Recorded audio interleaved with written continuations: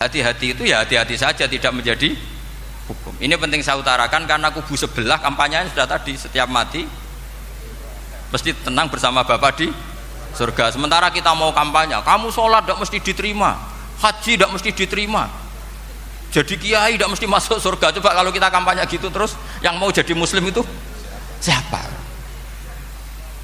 Jadi ini sudah tak perhitungkan matang-matang, saya milih macam seperti itu. Ya ini saya pikir sudah, ini pembandingnya supaya punya waktu. Saya suka sekali.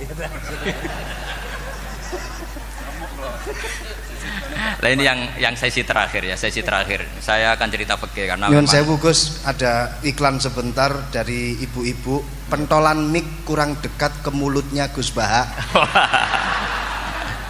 Sehingga suaranya tidak terdengar sampai ke belakang. Oh gitu. Pentolannya ya? Didekatkan Gus. Oh, iya. Ini kalau ngomong konotasinya itu mesti nyerempet. Sudah apa ya? Sudah ahlinya di situ. Ya malah ada di situ.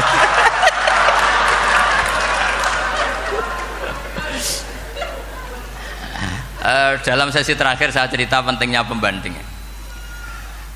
Imam Rafi'i itu yang ngarang kitab Muharrar. Kitab Muharrar ini adalah ringkasan dari kitab Al-Wasit. Al-Wasit itu karangannya Imam Ghazali. Al-Wasit sendiri ini khas ngaji NU, karena NU maknanya Nahdlatul Ulama, gerakan para ulama. Jadi kalau nggak ngerti alim-alim seperti itu ya ada NU. Sebenarnya sampai itu pasnya Nahdlatul Ummah, gerakan umat. Tapi kan sudah jadi partai politik Nahdlatul Ummah. Karena yang katakan NU itu Nahdlatul Ulama, gerakannya para ulama. Imam Rafi'i itu berpendapat sujud itu cukup pakai batuk, pakai jidat. Itu dalam kitab Muharrar. Wal asoh anna sujud yasihu mau cukup biwat iljabah. Ketika Imam Nawawi mentasih kitab Muharrar namanya Minhajut Thalibin, itu mengkritik Imam Rafi'i. Kata beliau sujud itu untuk sah harus melibatkan 7 anggota, karena berdasar hadis umirtu an asjuda ala sapati a'zumin, yaitu al jabhah wal yaden warukbaten wal kodamen, yaitu jabhah 2 tangan, 2 lutut dan 2 kodamen. Akhirnya saya ngecek di kitab asli, Imam Rafi'i termasuk Ashabut Tarjih dan Imam Nawawi. 2 orang ini khilaf. Kan nggak mungkin kita sebagai musohehnya, karena yang khilaf ini 2 ulama besar, satu Imam Rafi'i, satu Imam siapa? Nawawi. Kita tidak bisa hanya ngikuti Fathul Mu'in yang mengatakan idaktalafan Nawawi war Rafi'u kudiman Nawawi, tidak bisa, karena Imam Nawawi ini sering nginduk sama kitabnya Imam Rafi'i karena senior Imam Rafi'i. Setelah saya cek di kitab kitab asli Mamba ya, satu sumbernya semua madzhab apa? Syafi'i. Ternyata Imam Syafi'i nak ngedikan hanya begini. Wa uhibbu, saya suka setiap orang Islam sujud itu melibatkan 7 anggota karena itu aman, pasti sah. Tapi wayah tamilu, kata beliau, tapi mungkin saja sujud hanya watul jabah itu sah.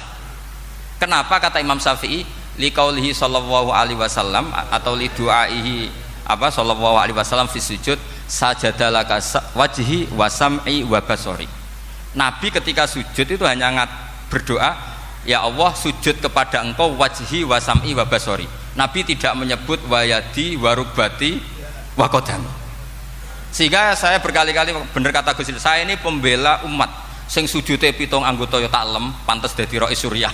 Itu yang sujudnya bathuk tok ya tetap sah ngikuti mazhabnya Imam Rafi'i, meskipun itu tidak saya anjurkan, tentu tidak saya anjurkan. Alasannya Imam Syafi'i tadi, Rasulullah pernah berdoa dengan kata-kata sajadalaka wajhi, bukan diteruskan wayadi warubati wakodah.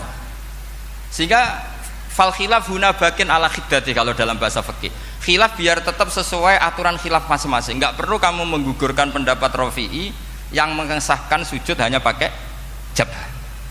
Ini penting karena tadi seperti saya katakan, yang sujud anggota pitu ya masuk swarga mergo pintere, sing nganggo bathuk tok yang mlebu swarga mergo gobloke tadi, karena aksaru ahlil jannah al-bulbu. Nah, ini madhab saya, jadi saya itu ingin umat Islam itu baik-baik saja. Iya betul, madhabin jenengan. Ya, karena tidak mungkin lah kita tidak bela Islam di zaman akhir, tidak mungkin kan. Tadi kubu sebelah kampanyenya sudah seperti itu. Kalau kita ngomong ikhtiyat, kiai ra mesti mlebu swarga, sing salat ngethuk ra mesti husnul khotimah, Wah, kan jadi repot.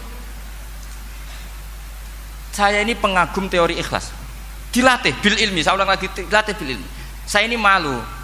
Malunya tadi, saya mengatakan 1 tambah 1 2 itu meskipun tidak ada yang memberi hadiah, tetap saya katakan 2. Saya mengatakan air itu dingin, tidak ada yang ngasih hadiah, saya akan bilang kalau air itu dingin, kalau api itu panas.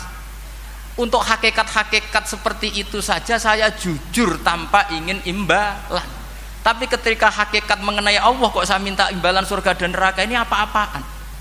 Kira-kira gitulah, ro'i suriah macam apa gitu.